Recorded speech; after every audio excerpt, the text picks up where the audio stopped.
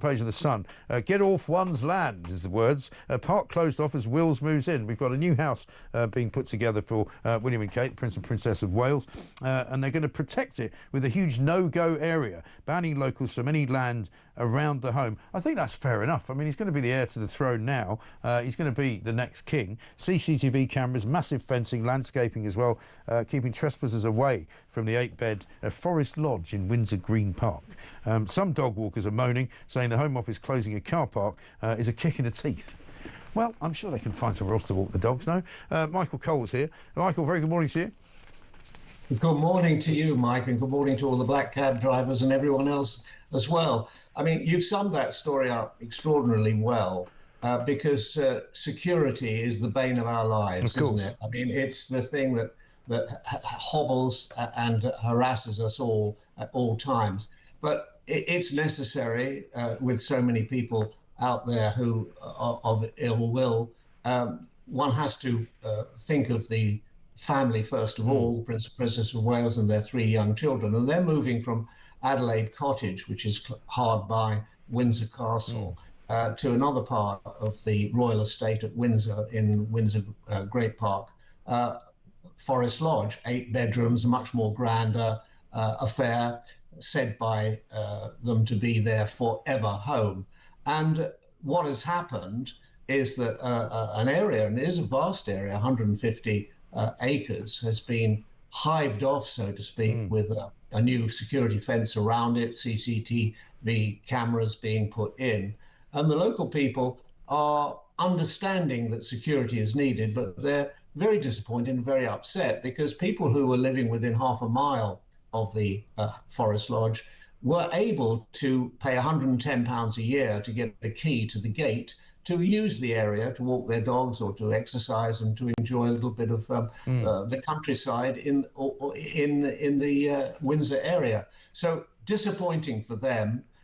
There's understanding on the part of the public, but at the same time a feeling of frustration that they cannot no longer use the area that they've used for so many, many years. Sure.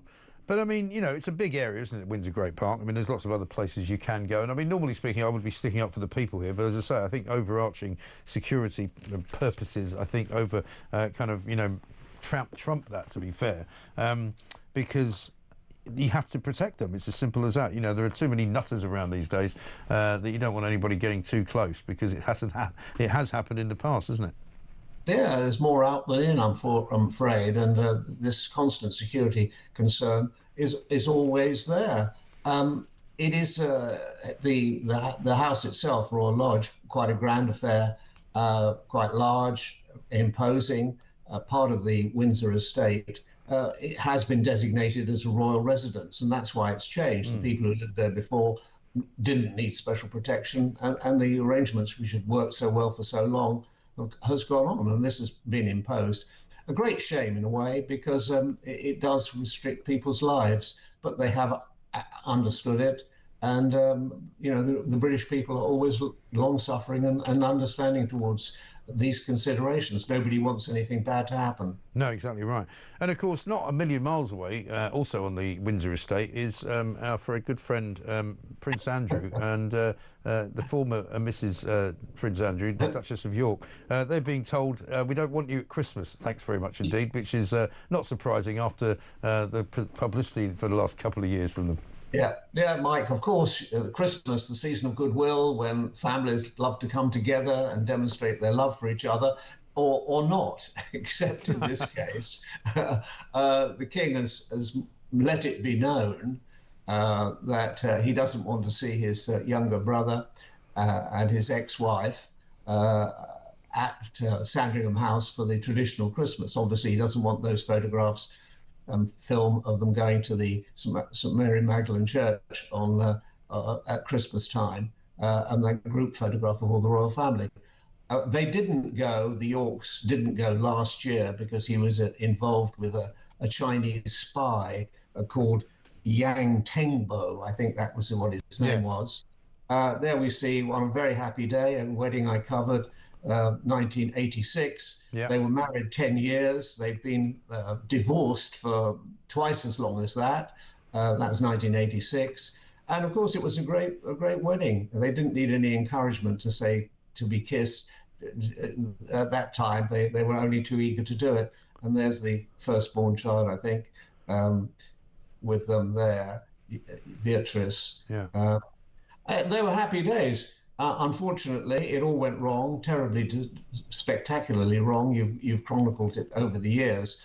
Last year, when they couldn't go, they stayed together at the Royal Lodge, as the previous king, George VI, always insisted it be called, with the definite article, the Royal Lodge. Yeah.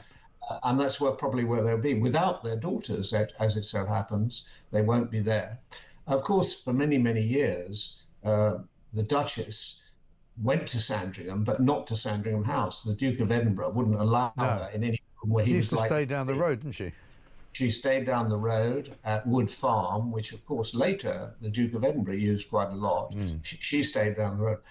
In 2023, the Duchess, Sarah, was permitted back into Sandringham House. There was a reconciliation of sorts. But, of course, it's got worse and worse. And the recent dreadful emails to the convicted paedophile, Jeffrey Epstein, put the cap on it. And I think the king is showing his frustration at it all.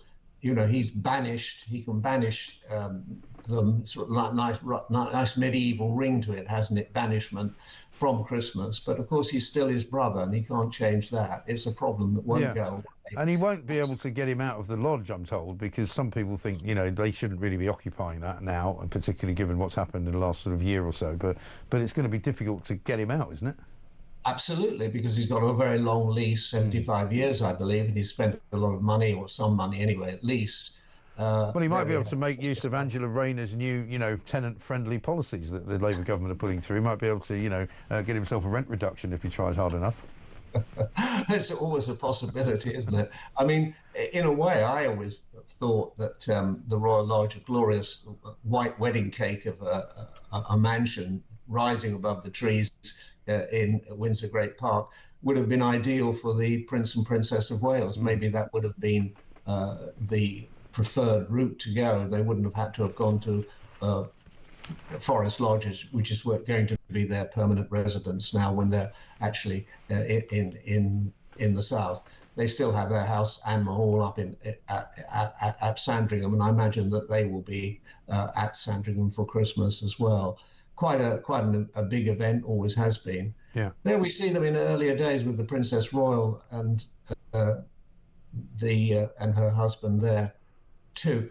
All very, very sad, but there's no way back for the Yorks now. No. It's hard to see what future they have, apart from in their own company and on the golf course. Yeah. Because, well, they might have to pull it. I mean, he's got plenty of money, I suppose, so I don't suppose there's going to be too much of a problem for them there. But it is sort of bad news all round, really. But yeah, well, that photograph's there. That's closeness to Epstein. Yeah. And of course, that was after, of course, he'd come out of prison for being convicted as a paedophile. Michael, good to talk to you. Thanks very much indeed. Michael Cole, their royal commentator and writer. Extraordinary, isn't it? What is going on inside the royal family?